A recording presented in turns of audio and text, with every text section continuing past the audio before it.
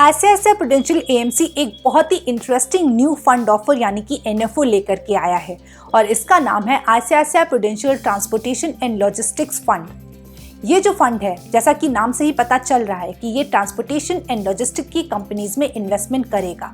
So what is the potential of these sectors? Who should invest in it? Should you invest in it? What are the risk?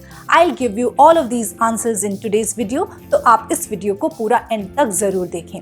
मैं हूँ अपराजिता और आप देख रहे हैं मेरा YouTube channel. But before we start the video, don't forget to subscribe to my YouTube channel, जैसे कि आपको इन्वेस्टमेंट से जुड़े सारे वीडियो अपडेट्स मिलते रहें।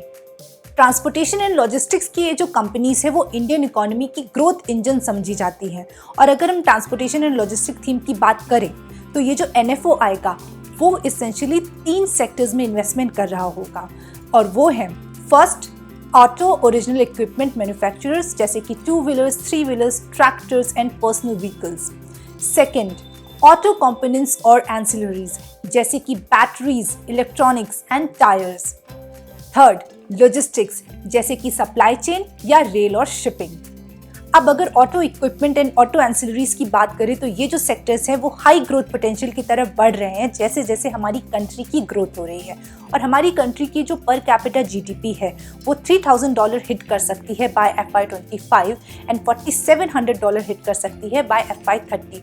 तो जैसे जैसे पर कैपिटा GDP बढ़ेगी वैसे वैसे डिस्क्रेशनरी स्पेंड भी बढ़ेगा। और अगर हम इंडिया को एडवांस इकोनॉमी से कंपेयर करें तो ऑटो पेनिट्रेशन काफ़ी लो है, तो इसीलिए डिस्क्रेशनरी स्पेंड के बढ़ने के साथ साथ ऑटो की डिमांड भी बढ़ेगी।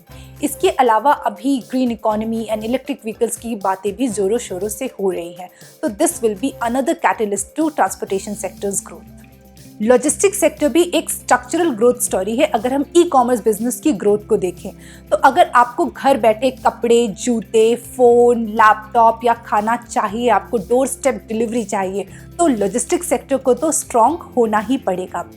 So far, unorganized players have had largest market share in logistics sector, but अभी shift from unorganized to organized भी शुरू हो चुकी है।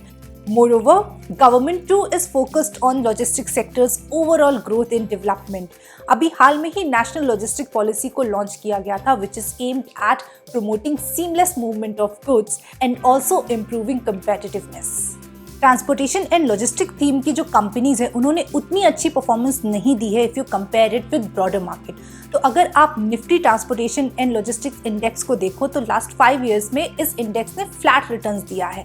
So that makes it a good time to bet on companies from logistics and transportation sector. मगर transportation and logistic fund एक thematic fund है, यानी कि ये एक स्पेसिफिक थीम पे बेस्ड है। So these funds are comparatively less diversified compare to say a large cap और अ मिड कैप फंड। तो कंजर्वेटिव इन्वेस्टर्स को इस तरह के जो थीमेटिक फंड्स हैं उनसे दूर रहना चाहिए। मगर अगर आपको ट्रांसपोर्टेशन एंड लॉजिस्टिक्स सेक्टर की ग्रोथ स्टोरी में बिलीफ है, then go ahead and do it, but do keep a time horizon of at least 5 years when you are investing in transportation and logistic fund. ICICI Prudential Transportation and Logistic NFO is opening on 6th October and closing on 20th October. You need to invest minimum 5,000 to subscribe to this NFO. मगर जब NFO period over हो जाएगा और उसके बाद when NFO goes live, उस time पे आप SIP भी शुरू कर सकते हैं with the lower amount. But for now, minimum 5,000 investment is a must. I hope अब आपको इस NFO के बारे में काफ़ी अंडरस्टैंडिंग मिल गई होगी। मगर अभी भी आपकी कोई क्वेरी है तो वो मेरे से आप कमेंट्स में ज़रूर पूछ लें। I will come back soon with another investment video. Till then keep watching my YouTube channel, subscribe to my YouTube channel and keep investing.